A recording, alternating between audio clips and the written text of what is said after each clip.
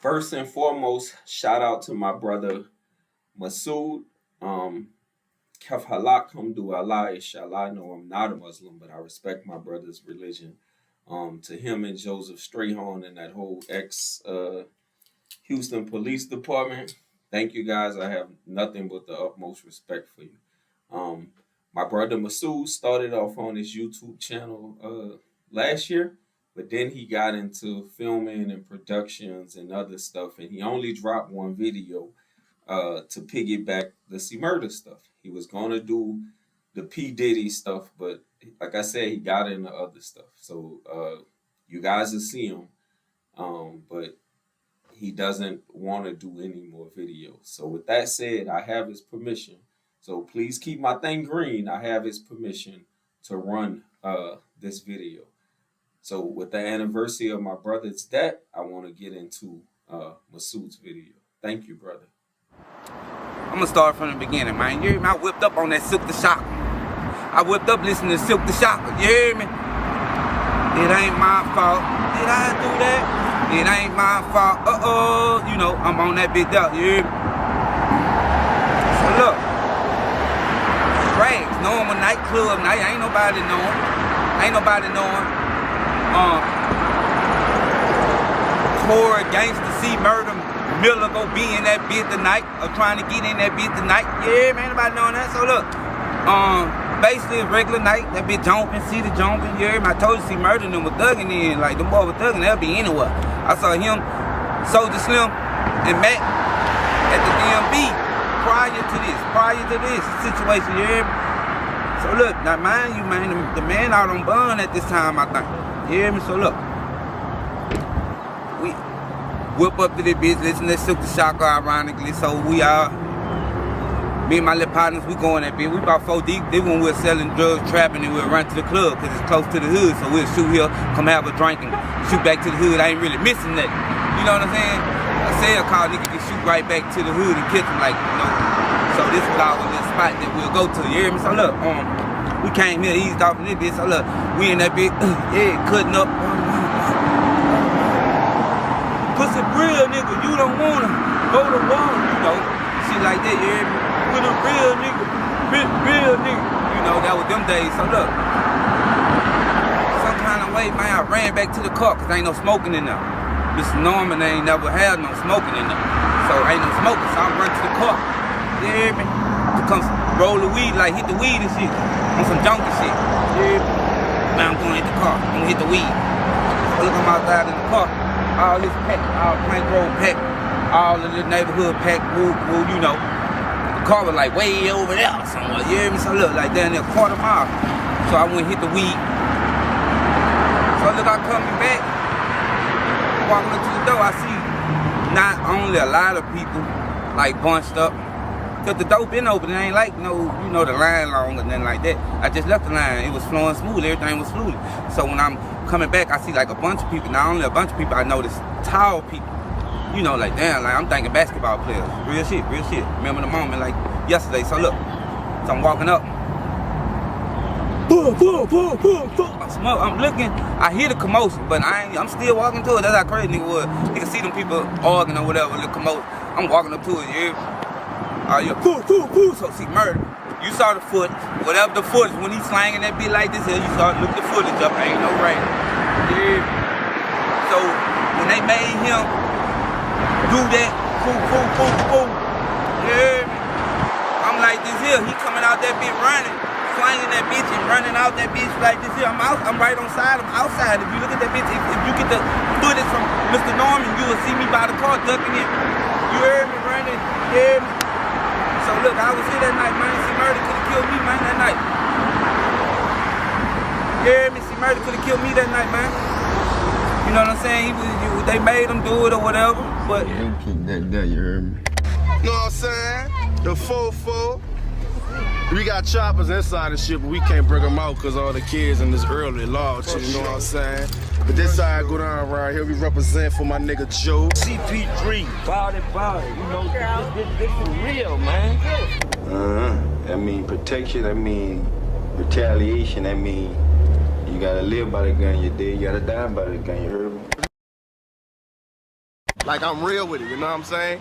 I ain't got all that jewelry, but I got buku ammo, you heard me? Buku ammo. Corey Miller, C-Murd3r, was born on March 9, 1971 in New Orleans, Louisiana. He grew up in the Calliope projects. He initially gained fame in mid-1990s as a part of his brother's masterpiece label, No Limit Records. Miller was one of the members of Courtroom, aka the Real Untouchables group, which originally consisted of him and 2 other rappers. Both of them were his brothers, Master P and Silk the Shocker. Miller released several solo albums of his own through the label. In 1998, he released his album, Life or Death. It went multi-platinum, and looking back right now, the title of the album is quite ironic. The album peaked at number 3 on the US Billboard 200s. In 1999, he released his album, Bossellini. The album also did really great, selling over 175,000 records its first week. It eventually was certified gold. It had a lot of great guest appearances like Snoop Dogg, Nate Dogg, Corrupt, and Daz Dillinger. Year after that, he released his 3rd album, Trapped in Crime, in 2000. I'll talk about this album later on, but this album is pretty wild to me, everything from its name to its album cover. The album also had a lot of great special guests, like Fat Joe, Snoop Dogg, his brother Silk, and lots more. The album went number 9 on Billboard 200s. It became his 3rd straight album to land in the top 10 on the Billboard 200 chart. Probably one of his most known songs to this day was from this album. Its hook went on to be used years later by the one and only Kanye West. Them other niggas, cause I'm down with my niggas. In 2001, he released his last album with No Limit Records, and also while being a free man. The album was called CP3.com. This the Calliope project right here, you heard me? This CP3, all that shit y'all be hearing about on them songs. After the release of his 3rd and 4th project, C-Murd3r was at the top of the game. Money, cars, houses, you name it. He was living the dream, but all of his dream life that he built for himself will soon come crashing down. See, when you rise to the top and have a possibility to finally leave the situation you come from, you leave. All of the life that you lived before, especially coming from the streets, has to be left behind. Even though he had the right guidance by his brothers, who went on to have successful careers, C couldn't separate himself from the hood. As mentioned before, C grew up in the Calliope projects. The project was built between 1939 and 1941. The early days of Calliope consisted of people who were from working class families, who lived comfortably and were saving up funds to purchase their own homes. Unfortunately, since the early 1980s, rival drug dealing street gangs have operated in and around the Calliope area. The violence escalated in the late 80s and peaked in early 1990s.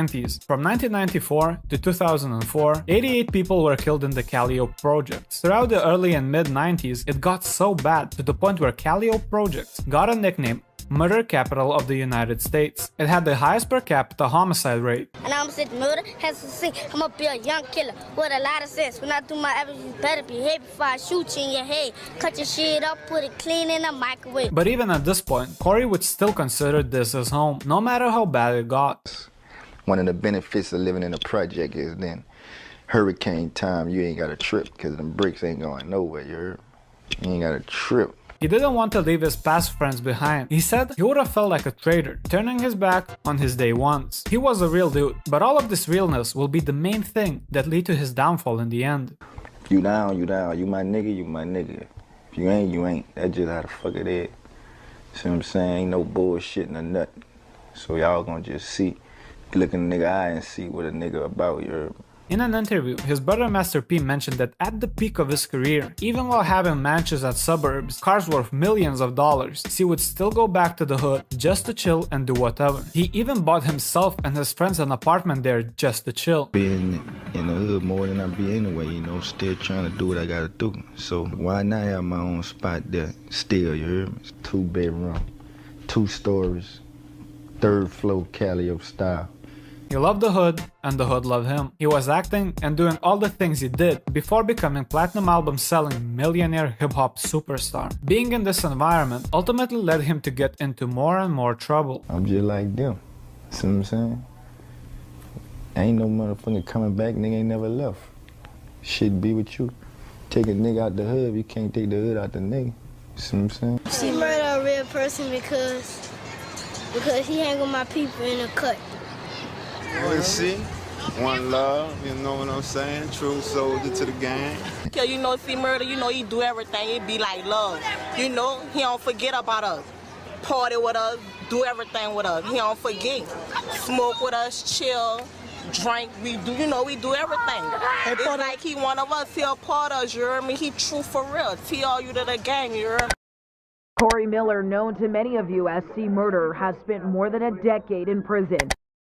In late 2001, C-Murd3r was starting to get into some serious trouble, facing aggravated burglary and aggravated assault with a firearm charges. And even though these type of charges are not the ones to mess with, C couldn't even imagine what was coming for him very soon. His real, or quote-unquote really serious problems with the law started on August 15, 2001. C and his crew went to a club called Club Rags in Baton Rouge, Louisiana. Shortly after arriving there, a security guard asked to search him. C refused to be searched. Following his refusal, owner came to the front of the club and told C-Murd3r that he can't let him inside with a gun. Miller then, allegedly, tried to shoot the owner of the club as well as a bouncer. The incident was even caught on tape. After firing one shot, luckily his gun jammed and nobody got seriously injured or dead. He later turned himself in and was released on bond. You could say that he got lucky that time, but this luck will very soon run out. On January 12, 2002, not even 5 months later after his initial arrest, C and his crew went to Platinum nightclub in Harvey, Louisiana. On that particular night, there was a rap battle going on. 16-year-old Steve Thomas was one of the participants in the rap battle contest. As one of the bouncers recalled, Steve was a cool guy. He wanted to be a rapper. It was packed. The music was loud, which is typical for a nightclub. C-Murd3r and his friends were hanging out in the booth, talking, drinking, and just having a good time. Thomas finished his set, and as soon as he stepped off the stage, a group of men attacked him. A fight breaks out. Security guard gets there and starts to break the fight up. We don't really know how and why Miller and his crew got into that fight, but C was there. Security guy grabs Corey from the back and asks him to chill, stop fighting. He answers, "Alright, cool big dog, cool." Just after finishing his last words, he gets back to fighting. As soon as Corey returned, single shot was fired. Crowd and all of the people in the club start to run towards the exit, including C and his crew. Once everybody had cleared, Steve Thomas, 16-year-old kid who was trying to pursue his dream of becoming a rapper, was just lying there in a pool of blood. He died from a single gunshot wound to the heart. It was a tragedy that should have been avoided. One of the security guards, Darnell Jordan, was taken to the detectives bureau. According to him, they showed him 6 pictures, asking him, "Who do you know in these pictures?" Security guard recognized one of them. It was none other than Corey Miller, aka C-Murd3r.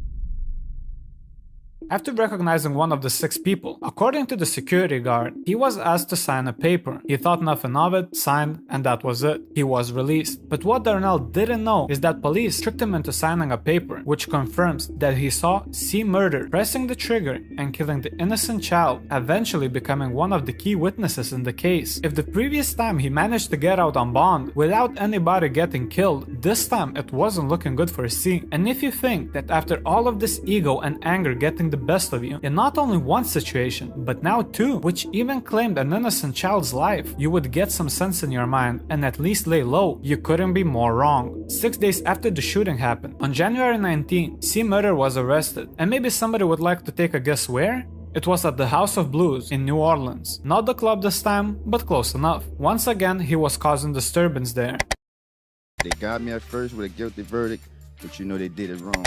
On January 2002, Miller was charged with second-degree murder. He pled not guilty. His murder trial began in September of 2003 in Louisiana. The security guy we just talked about, Darnell Jordan, testified for the prosecution. Under oath, he claimed that Miller shot Thomas. Back in 2018, he did state that he was pressured by detectives to testify. He was scared, detained, and locked in a hotel room by the police for refusing to testify against Miller. He recanted his testimony, but none of this mattered back in 2003. After 15 days of testimony, the jury came back with a guilty verdict. The sentencing for Miller's family was devastating. Being found guilty of murder charge in Louisiana means mandatory life sentence without parole. After the first trial, Corey Miller and his team started to work towards reclaiming his freedom. He hired Jennifer Witry, private investigator. According to her, she investigated all facts, talked to all the lawyers, hundreds of witnesses, and found that there is nothing that suggests that C killed the kid. There were no evidence apart from one witness who was tricked into signing the papers. Y'all know I'm in JPCC.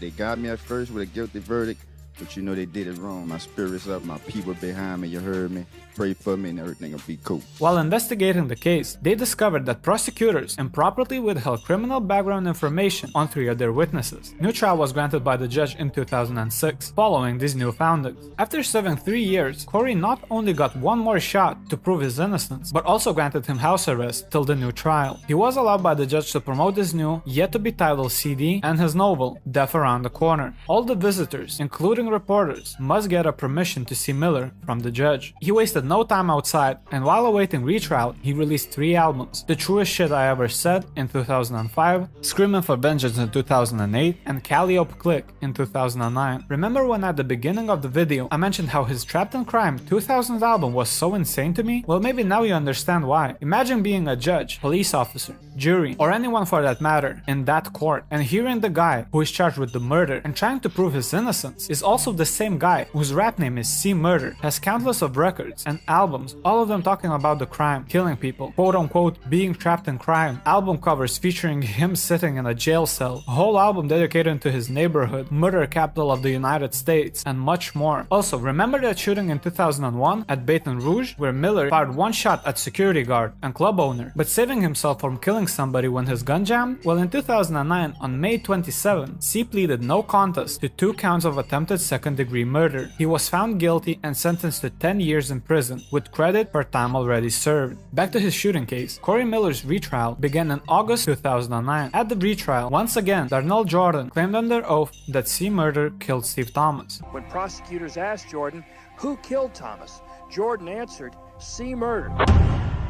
In a BET interview, he mentioned never actually seeing a gun. Even when he moved Miller out of the fight, he raised his hands and he saw no gun. He claims that when they tricked him, police couldn't go back and just ran with the story. That's it. It was too high of a profile case for them to lose. Even though he was talking like this back in 2018, during the case he never mentioned anything like this, and even expressed fear of repercussions for his testimony. There is also information that prosecutors also charged C-Murd3r's associates with witness tampering. I mentioned all of the stuff about him calling himself C-Murd3r, songs, albums, covers, not without any reason. You see, all of these were used against him in court. Nowadays we see rappers' song lyrics being used against them in court, but this wasn't any different back in 2009. Lyrics like these were quoted in the courtroom. I think that's ridiculous. I think that's like me, that's like Robert De Niro getting a ticket and me, reading a line from Goodfellas. It makes no sense. But people, they ask questions like, well, do you feel like rappers have a responsibility, with their lyrics? No. Their only responsibility is to make it as hot as you think it could be. On August 11, 2009, the jury found Corey Miller guilty of second-degree murder. He was sentenced to mandatory life imprisonment. What is interesting about this case is that he was found guilty of murder in 10-2 vote. It was not unanimous. Louisiana was the only state where you can convict someone to life in prison with non-unanimous jurists. Even though in 2018 it was decided to end non-unanimous juries in Louisiana, the change was not retroactive. In 2019, Corey Miller's legal team filed for a motion demanding a new trial, since key witnesses like Darnell Jordan and one other came out and said that they were being pressured into testifying against Miller by the authorities. Judge ruled a new trial cannot be granted. Miller to this day maintains his innocence, and he, his brothers, and his nephew have all called for a new trial numerous times, but he's still incarcerated to this day.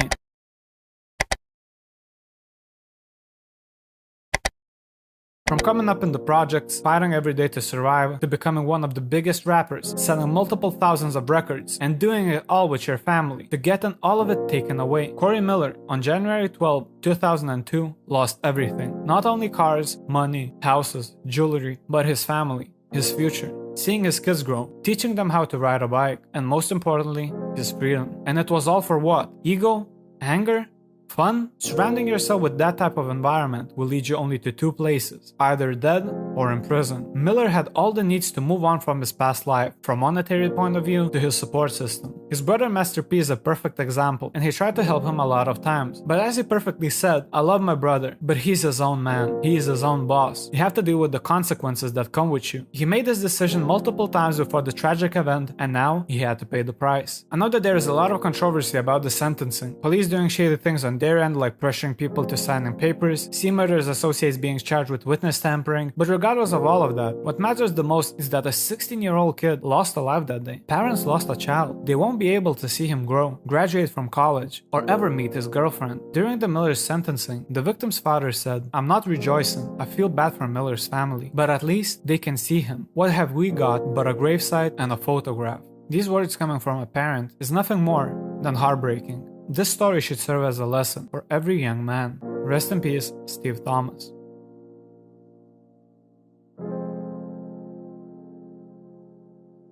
But I'm here today to set the record straight in reference to Master P and his brother, C-Murd3r. I've been working with C-Murd3r probably for over 16 years, helping him to try to get his freedom. I would say that I'm more closer to C-Murd3r than I am his brother, Master P. But however, I've been reading stuff in the media that is clearly is not true, and basically what I wanted to do today is set the record straight.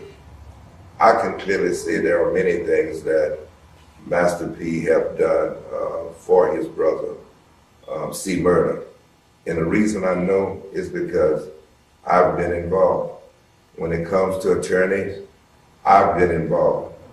When it comes to Master P coming down, when C-Murd3r was on a hunger strike and Master P rented a van and brought the whole family down to the prison to visit with his brother, C-Murd3r. I know about money exchanging because I'm the guy that called the attorney and talked to him about the money. I'm the guy that put Master P on the phone with the attorney, including his brother, Silk the Shocker. So when people say things that Master P hadn't done anything for his brother, it's clearly not true. I haven't made any money on helping C-Murd3r in 16 years. I have never asked him for any money. I am a community activist. This is what I do. I don't charge people money to help them. So I am doing this interview and I'm not paid to do this interview. But however, I felt that it would be the right thing to tell the truth about what's going on in reference to Master P and his brother, C-Murd3r. One of the things I clearly want to say again, Master P have done a lot for his brother, including hiring an attorney for his brother, the attorney that his brother wanted. In all honesty, Master P didn't want the attorney that his brother had gotten in jail for the simple reason that he said that the attorneys that he have, that he know that can help get his brother free. But then again, Master P agreed to pay for the attorney. Not only he paid for the attorney in this case, he paid for a private investigator for his brother. So all of this other stuff that's said in the media about Master P and for whatever reason trying to get Master P to look bad in the media, I felt it was right for me to come here and just tell the truth to the public about what's going on in reference to Master P and his brother C-Murd3r.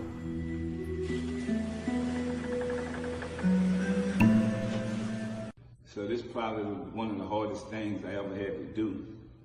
But Jesus told the disciples, go out and be truthful. And whoever can appreciate that, just dust your feet off and keep it moving. This is not about me. This is about the older people in my family that has no verse when it comes to what's going on right now. And they shouldn't be talked about the way they have been. And any of y'all have any relatives that incarcerated that you know that's ungrateful, then you probably can understand this, especially if you did everything you could do. Like my mom, my dad, my sisters, my brothers, aunties, uncles. I know they've been, them went above and beyond to help my brother. And I'm real disappointed because I didn't even know he had a social media. But when I checked and checked and seen like who he's following and what he was saying. You know, some of the stuff don't even look like he wrote it, but if he did, or it's his people, you know, bloggers, the devil, fake media people, they're gonna take that stuff and run, because they all about devouring and conquering. And everything that my family worked for, our reputation, you know, just because somebody that's incarcerated say whatever, it's entertainment for the world. But this is not entertainment. This is not fun. This is hurtful. You know, I know my brother said that he put some books out and made bare minimum, and that's the way he take care of his family, which, you know, in those books is what I disagree with. He talked about my mom, my dad, the people that created him. He said that they didn't do nothing for him, which is a lie. And anybody that know me, I don't need to be pat on the back or nothing. Whatever I done for him. I done it out of love. My grandmother, she's not here right now. She's my angel. I know that, and she should be his angel. I've never heard him talk about her like that. But I know Kim Kardashian put out one tweet, and she is angel, which is crazy to me. But I appreciate it. Like I said, my brother is innocent, and I hope she can get him out. I want him to come home. I see where Monica, his ride or die. He just started talking back to her 7 months ago. And I know maybe it's prison talk, you know, I know he's incarcerated, and I get that. But still, you have to have a heart for the people that really helped you. Monica just got divorced last year. So I'm thinking like, that's your ride or die. That's cool, if that's the way you feel. But let's be real, I have family members that think my brother coming home and they're not truthful. Maybe Silk's scared to tell them the truth. My sister, my aunties, uncles, everybody think that this man is coming on and he gonna get a settlement, he gonna take care of everybody. But the truth is, and I know the truth hurt, what did he do the first time he was home? Who did he help? Why do people owe him when his friends has him incarcerated? That's the real reason he's incarcerated. I changed my life and I left those same friends behind because they didn't want to do right. They wasn't on the same page I was on. So God said, you got to cut people off. You got to do the right thing. And this to my brother, if you sitting in that cell, you got social media, you can see this, because I'm not coming to the jailhouse no more. You know, I'm not getting filled on, you know, motherfucker touching on my ass, doing the same thing, looking for, do I have something on me? No, I don't. I changed my life. My grandmother that's deceased now, they was touching on her ass every time she go down there, and people still ungrateful. My mom, my dad, my brothers, aunties, uncles, everybody get filled on. When you go to prison to go see somebody, you might not come home either. I'm not going through that no more for ungrateful people. So all y'all bloggers or whatever, y'all could understand one thing. The ATM, I'm pulling the plug off. Because people that's ungrateful and don't appreciate me, even my own family members, they forget. Because you could give people, they hit you. I'm an ATM, I get it. That's what I am. I'm an ATM and now I'm a square because I'm not in the hood. I'm only not in the hood because I did the right thing. And I changed, which everybody else could change. But when you go to the club and you convicted of a crime that somebody else commit because you're with the wrong people, and then the people that's with you, you call them the cut boys, that's who taking care of your business while you locked up, they're on the streets, and they all turned on you, and you say nothing about it, you never made a record about them, you never wrote a book about them, turning on you. I mean, how is that real? How is that true? Because that's your word, true. They turned on you, bro. You could have been home with your family 18 years ago. I mean, how long Monica been knowing Kim Kardashian? You done did a hunger strike, everything, bro. This could have been done. If it's gonna happen, it's just not that easy. Man, Jimbo did 22 years, and he said, cuz, guess why I came home? Because I used to be mad with you. The same way your brother is, but nobody telling him the truth.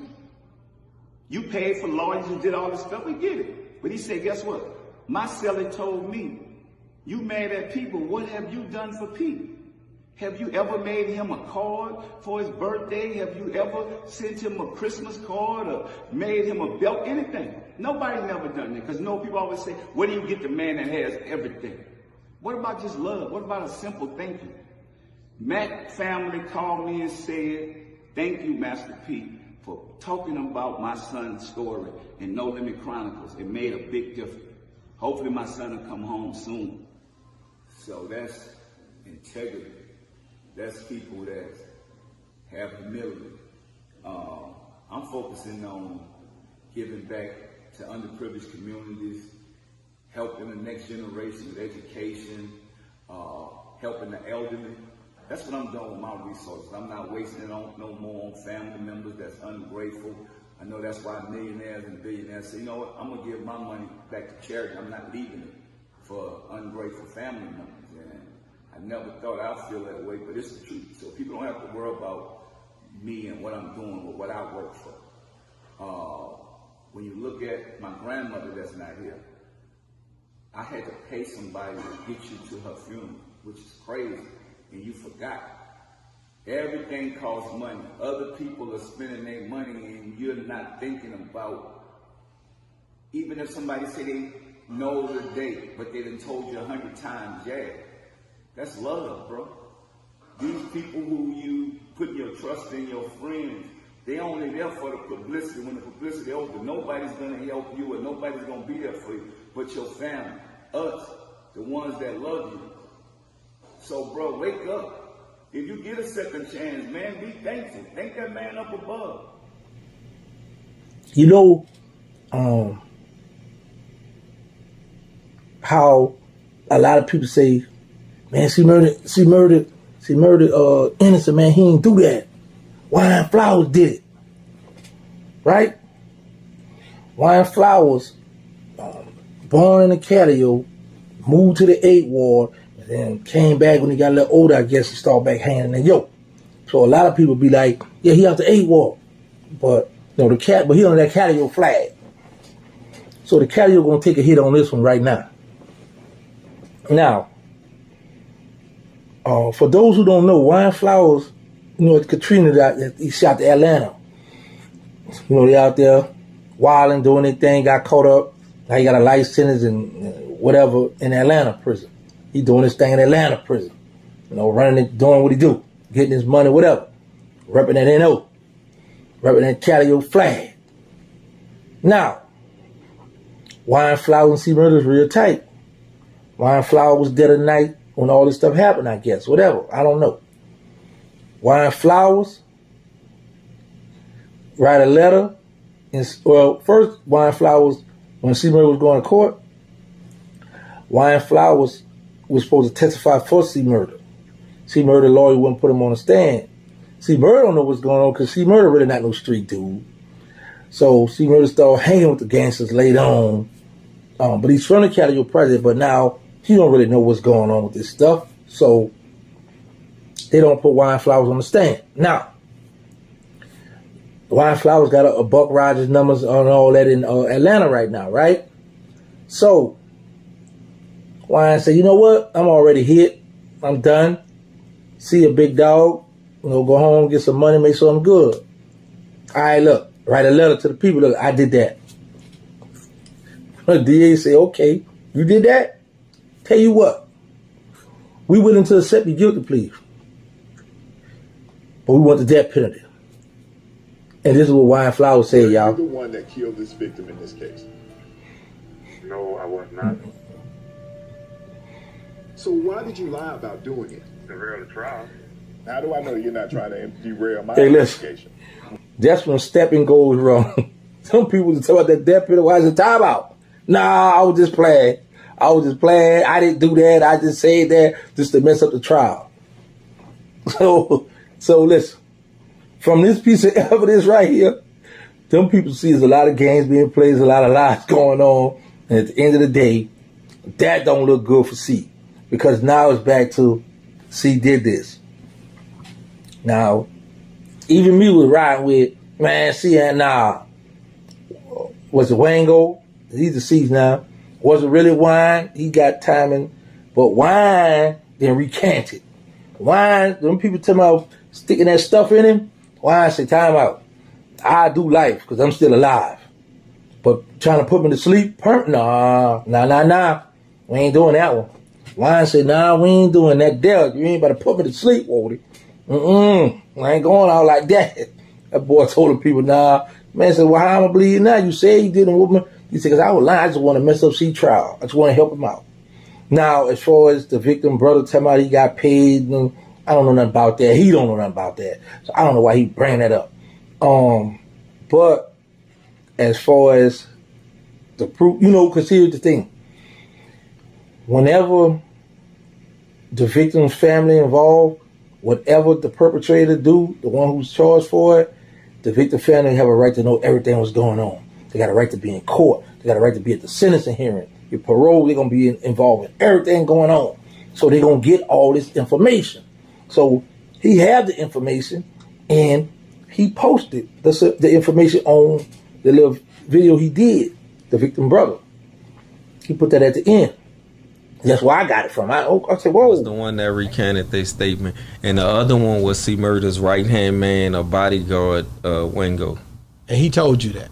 Face to face, after he took the plea trial agreement with the courts. And he did this before the second trial. So he was going to be charged himself. He got picked up for a drug case and whatever else he was doing, because he was a known killer in New Orleans on the street. Like, let's be honest. But he was the one who was supposed to solidify C-Murd3r's street credit or whatever from the rap game. But Wango was a heavy street name. So when this happened, he said C-Murd3r was the only one to get in the club with the gun because he was the superstar. Everyone else got patted down and couldn't get in a club without getting patted down. But, and I have to say, but, even if I was the one that's coming in, and I don't know, I wasn't there. This is all speculation and alleged for me. Okay. If I'm the superstar, the way I moved, I wouldn't be the one with the pistol for sure. I'm just being real with you. I might get it in for you. Let's be real. But I'm not for people. I got too many people with me. I'm not for to be. I'm worth something. I wasn't there, but I'm just saying I'm worth something. So even if I was to do this, nigga, you got to do this, whatever, because I'm focused. But according to him, he was high. So what a lot of people may not know, New Orleans know, is that heroin is their drug of choice. Right. So he was like, he was getting down and he was loaded. And so is this C? Not C? No, this C. This what Wango tells me about C. Okay. That C was out his mind and this is what happened that night. Wow. And he tells the same story that the other witness who changed the story, and we'll get to him too. But he told the exact same story, and I know those two don't run in the same crowds together because Peanut was a football star. Okay. And they wouldn't have ran in there, but he was security that night. But Peanut recanted his statement. Right. So if Peanut recanted his statement, why would he don't have to? Why would he recant it? Because he was getting blackballed in the industry. For his music? Yeah. But you ever heard of him? I don't know the nigga, but I'm just saying. My point exactly. Is he out right now? Yeah, suppose Shy Nut, you could Google him. No, but that's the rap name. But is he still rapping right now? I guess. I don't know. He was trying to do something. Last I heard, he was trying to do promotion in Miami or something. Oh, so. But when I came home from jail, he was another one. Prior to the recanting, prior to the second trial, word for word, what he said on the stand the first time is what he told me and my family. He would come to our house. He used to cut my hair because he was a barber as well. So he knew y'all before? He knew your brother and everybody? No, he had to know my brother. I met him when I came home. I met him. He ran with my cousin BJ. So all of them were like the same age. So, yeah, your brother age. Yeah. So when I came home, BJ told me first that, hey, this is what Peanut said. Like I said, prior to any trial. So when I talked to him, and he said the same thing, but he was scared. That's why I said he called the police on 3 different times. All this is black and white. But what he said was he felt threatened because Wango came to the club, took the tape, destroyed the tape, and then threatened all of them and said they better not testify. So when Wango said the same story that he said years later, you can't tell me that was But Wango didn't testify. No, Wango documents were sealed because his telling was on a bigger stage. He didn't only tell about the C-Murd3r stuff and the destroying the tape. He told the feds that Master P paid him to make the stuff go away. Okay, well, where is Wango now?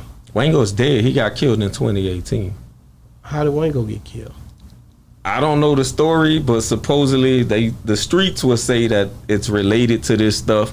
Some would say he was beat. They got like all kind of Superman stories, is what I call them.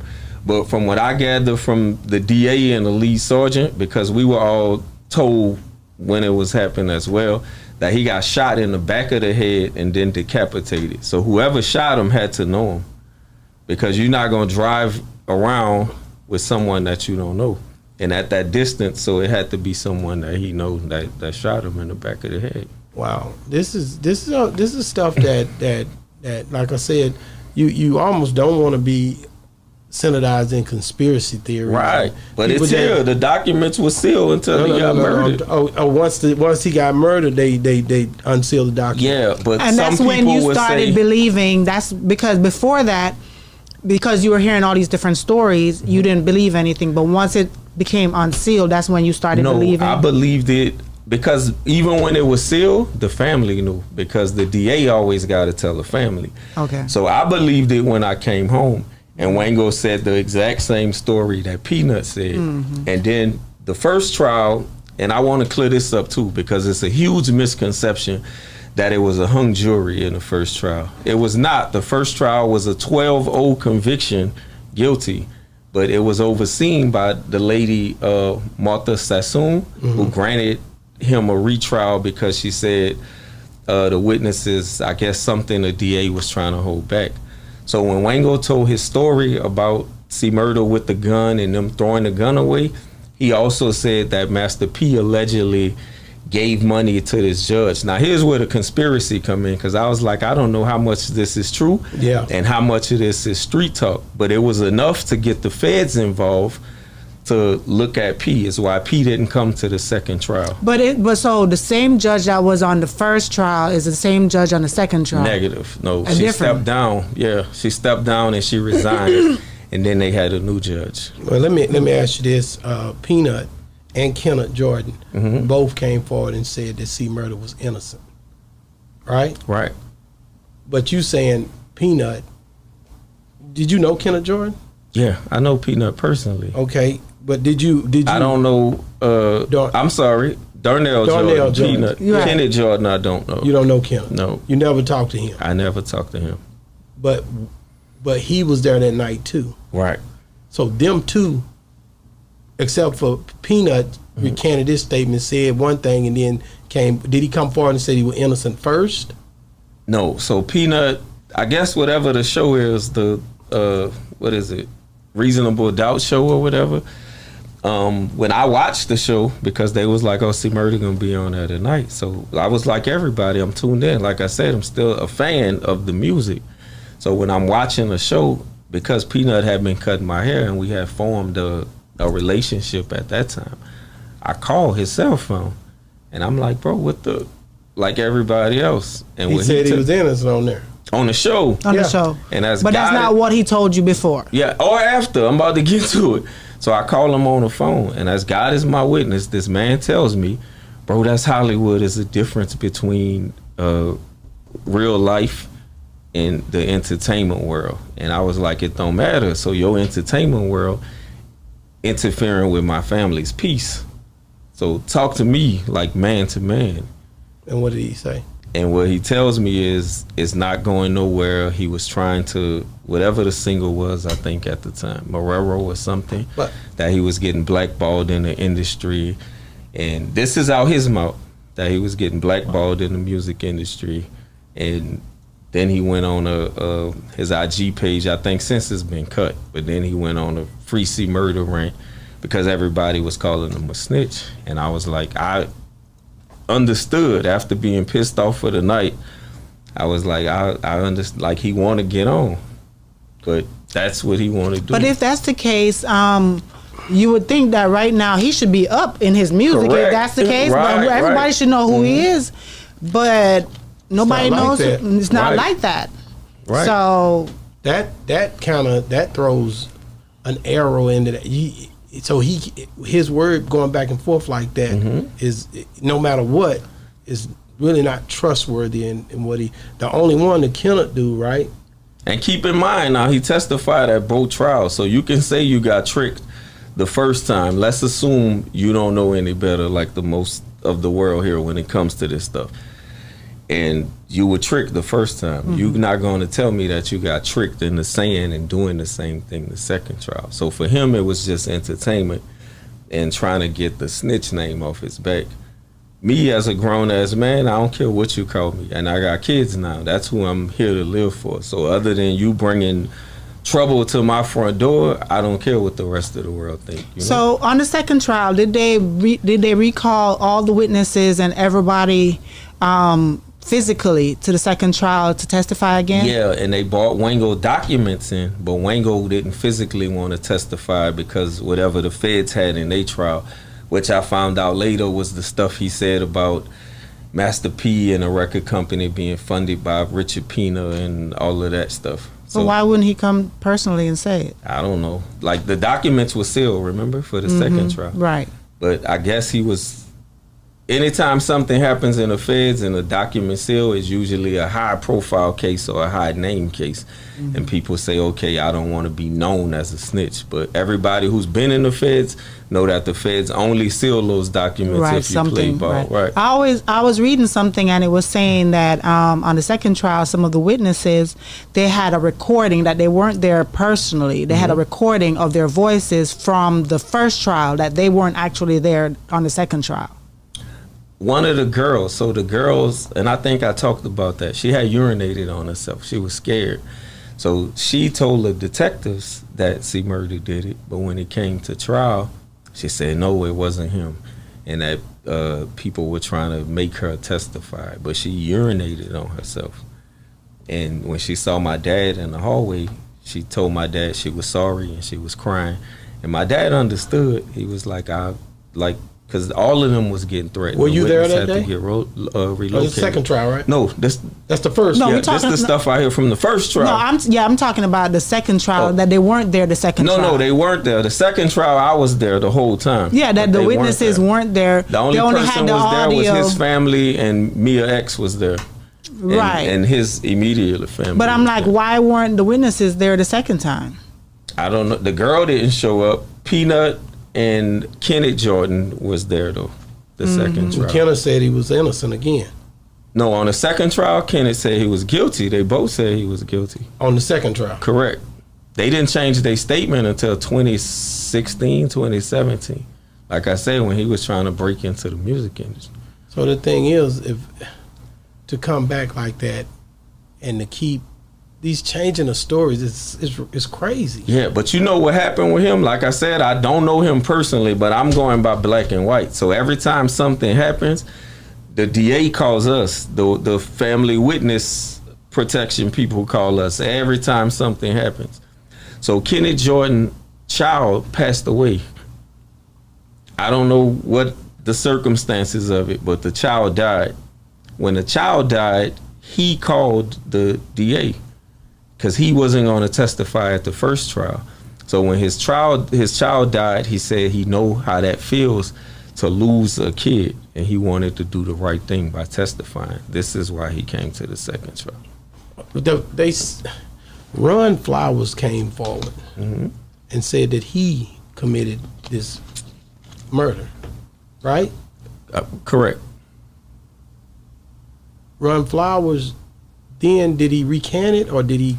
What happened with that? So 3 weeks before the second trial, Juan Flowers said he committed the murder. Juan. He said he committed. Juan. Juan. Okay, you got that Louisiana accent. So he said he killed my brother. So the lead DA said Juan Flowers was already serving a life sentence in Georgia. So when he said he did it, the DA said, okay, you already serving a life sentence. You killed a 16-year-old child. We want the death penalty. So we accept your guilty plea, but we want the death penalty. And then not even an hour later, his lawyer called the DA and said he made that story up. And they were like, what about you would be charged with perjury? Say, I already got life. I would take a perjury charge. but I'm not doing the death penalty. And did he say why he made up, so to say? He said he was paid to say that he took the charge because he was trying to derail the trial. The same thing he said on the show, except they may have cut out the paid part, but they left the he was trying to mess up the trial or derail the trial. So they did say that part. Did you at any point, because of all the back and forth, did you ever feel like C-Murd3r was innocent? No, when I first heard it, I didn't know. I didn't know if he was innocent or guilty, because me being in jail around the people I was around, I try to give everybody the benefit of the doubt. And me having a older brother and cousins that was in the game, I was taught well. So I'm not gonna bring nothing to you unless I have solid, concrete evidence.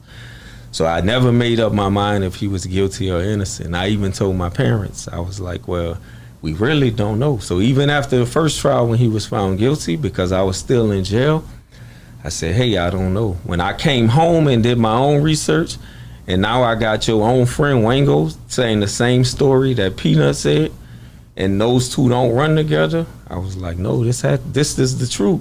And then when Wine Flowers come with his stuff, I was like, no, he is guilty.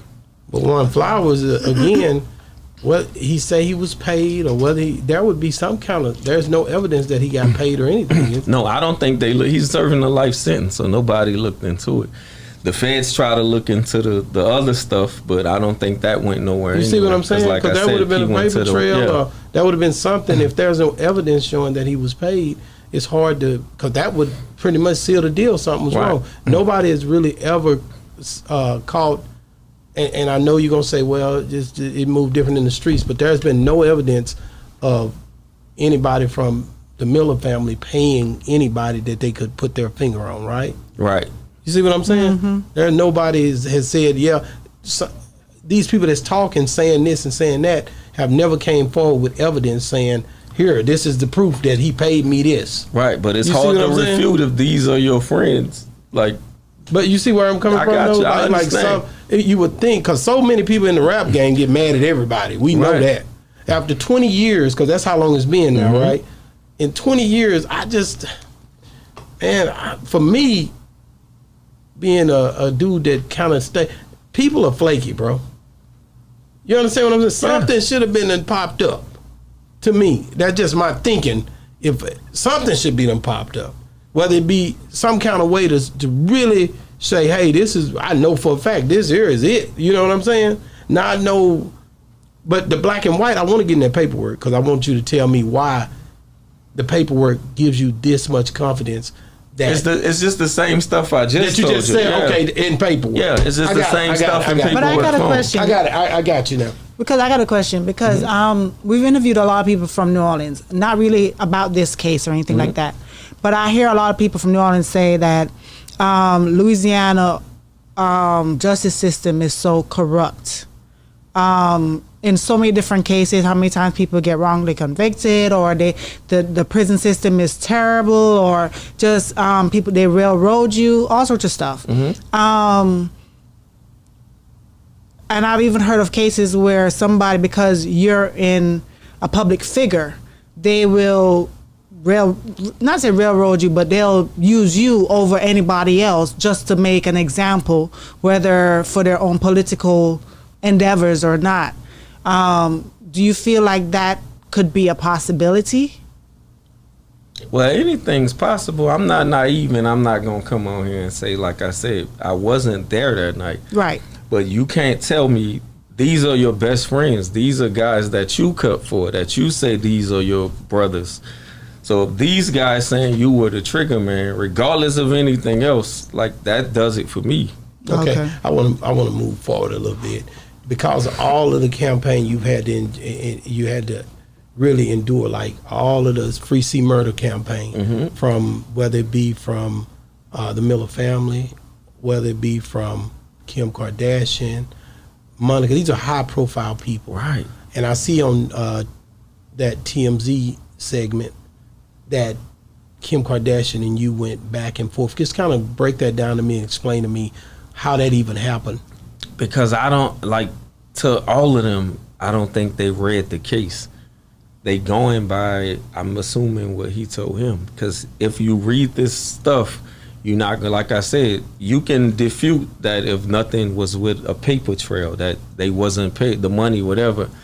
But you can't say that these guys, his brothers, are lying. Like, these are his people, his own people, that said he was the trigger man. So explain to me how you and what did you think when you seen Kim? She came. She's been working hard, desperately trying to get free C-Murd3r. I felt like it was a slap in the face to the family. I felt like she jumped on this case. That's where I was going. That it's a high profile case, so you jumped on a case without reading all of the facts. And I know you didn't research these witnesses, or you wouldn't have jumped on the fact that that's the reason they changed their story. Because had you done the research, you would say, hey, I'm not getting in this case. And then my family can't properly mourn, because every year, whether it's BET, whether it's something on YouTube, whether it's something else coming forward, it's like it's always, he's innocent, he was railroaded. And for us, we was quiet this whole time. So even when I came home, my mom said, don't talk, don't say nothing. And I stayed quiet, and I was like, you know what, it'll go away. So when the appeals was finished, I say, hey, it'll go away. So then I'm watching No Limit Chronicles, it don't go away. Then I hear the industry talk, and it don't go away. And then I hear her talking about this case again, and I'm like, man. And then reading the comments, oh, and this pisses me off to the 10th degree, to people that say it was about money. My family never got a dime of that money, ever. Bankruptcy was filed, so it was never about money. It was about grieving and finding peace. Bankruptcy was filed on what? TRU records, or whoever the hell they. Oh, you saying because of yeah. So they never got a dime of that money. I've been taking care of my family, and I say that proudly and happily. So, like, we were good. It was never about that. It's about peace and closure. But we never able to get the peace and closure. So that's the reason I started my YouTube videos. And I said I forgive that brother, because that's the only way that I'll be able to talk and do this, because before I couldn't. It would have been all cuss words, all anger. But I understand, because I felt remorseful when I was in jail. So do I believe that he's remorseful? Yes, wholeheartedly I believe you're remorseful. But it's consequences for our actions. But you say family hasn't been able to mourn. Mm-hmm. What will it take for you to be able to mourn? Because this is, as you said, is a high-profile case. They're going to continually talk about this for as long as it takes. Yeah, just like it's always open up a wound. So it's like if we got a cut, we put a Band-Aid on it, and then we bang it again, and now it's bleeding again. And then you put another Band-Aid on it, and you bang it, and it's bleeding again. It never properly heals, because everywhere you look, this is the case. I got to ask you a question. That when you went to jail, when you cut the guy and you shot the guy, hypothetically, if he had passed away, do you think that you should be locked up for the rest of your life? Or do you feel like you should be able to get out after so long of a time? So me on the inside would say I would want to be out. But I'm talking about, for that particular crime, because this is what this is the same thing we're looking at. I get the hypothetical, but I'm saying it's consequences for our actions. And even with that situation, when I thought that guy was going to pass, I was instantly remorseful, because in my mind I wasn't coming home, and I'm like, I'm gonna be locked up forever. So do I think prison changes people? Because there's no in between. And I've been in Leavenworth, I've been in Forest City. You're either going to come out with your mind correct, which you have to start in there doing, saying I'm going to get out and I'm going to do ABC, or you're going to get out worse. But it's never no in between with that mindset. Wow. So you saying no or yes? Yes. That he should be able to get out, or a person that does this, if a person dies, should they ever be able to get out of prison? So I'm going to say I think they should be able to get out on certain terms. And this is what I'm saying. Okay. If you are truly remorseful, it's, I'm sorry, this happened, that happened. But if you can't even acknowledge your wrongdoing, then no, you shouldn't get out. Okay, I get what you're saying. That's what I'm saying. So it comes with a stimulation. I get where you're going. Right? Mm-hmm. So the Kardashians when, like I said, if you lost a 16 at the time you was 16 years old, if with all the people saying C-Murd is innocent, they say that he didn't do this, and a lot of the families, the grandmothers, everybody campaigning because that's their loved one. Correct. Like, what do you say to those people? At first, I tell those people to go do their research. I know some of us as black people don't like to read at all. Some can't. I learned that in prison too. We have a lot of illiterate people. But do the research first and foremost. So go read. I put the case law even on my YouTube. So they can go look at it. They can go read it from beginning to end. If you don't believe it from there, I don't know what else to say. Wango's dead, so no one can talk to him. Yeah, because a lot of people, again, like she alluded to earlier, about the system, about the black and white, about trusting the black and white. You know what I'm saying? Trusting a system that has oppressed our people for so long. You know, I get it, you got the black and white. You know what I'm saying? But that black and white that can you be got, altered. Of course. We know how they work. Right. So you understand what I'm saying? It's so much more to it. Whether it was, you lost a brother. That's the most impactful thing that, man, I don't even know. You'll never get over that, bro. Just like I lost my mom, my dad. That's something that you're gonna have for the rest of your life. That empty spot will never be filled, bro. Never. Not so. And he was 16. That's even worse because he never got to live out his life. You know what I'm saying? But that system, you know what I'm saying? Right. That correctional, whatever that is, that judgment, that scale.